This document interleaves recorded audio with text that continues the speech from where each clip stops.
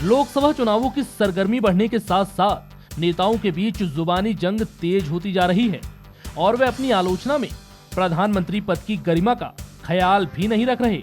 राष्ट्रवादी Congress party के नेता माजिद मेमन ने सोमवार को प्रधानमंत्री नरेंद्र मोदी के खिलाफ आपत्तिजनक भाषा का इस्तेमाल किया।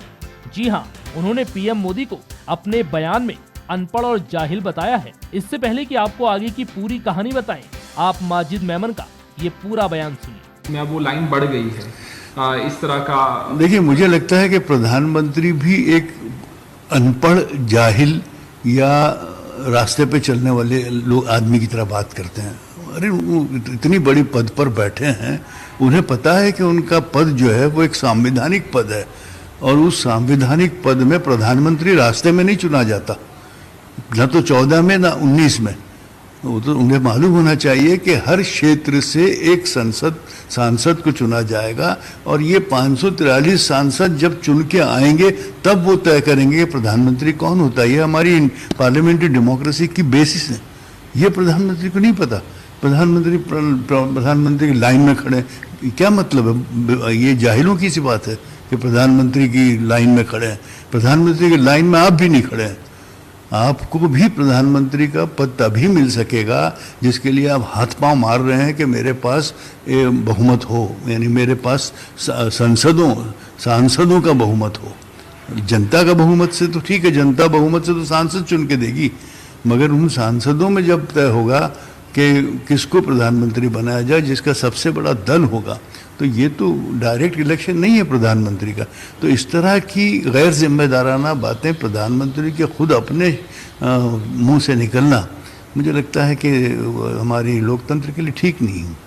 बता दें कि राजनेताओं से अच्छे आचरण की उम्मीद की जाती है, चाहे वो भाषा हो या फिर उनका व्यवहार। जनता नेताओं को एक आदर्श व्यक्तित्व के रूप में देखती है और उनका अनुसरण करती है, लेकिन हाल के दिनों में विरोधी नेताओं पर हमला बोलते समय माननीय भाषा की मर्यादा भूलते जा रहे हैं और आपत्तिजनक शब्दों का इस्तेमाल कर रहे हैं, और ऐसा ही बयान अब माजिद मेमन ने दे दिया। मैं वो लाइन बढ़ गई है इस तरह का। देखिए, मुझे लगता है कि प्रधानमंत्री भी एक अनपढ़, जाहिल या रास्ते पे चलने वाले लोग आदमी की तरह बात करते हैं। अरे, वो इतनी बड़ी पद पर बैठे हैं, उन्हें पता है कि उनका पद जो है वो एक संवैधानिक पद है और उस संवैधानिक पद में प्रधानमंत्री रास्ते में नहीं चुना जाता, न तो 14 में न 19 में।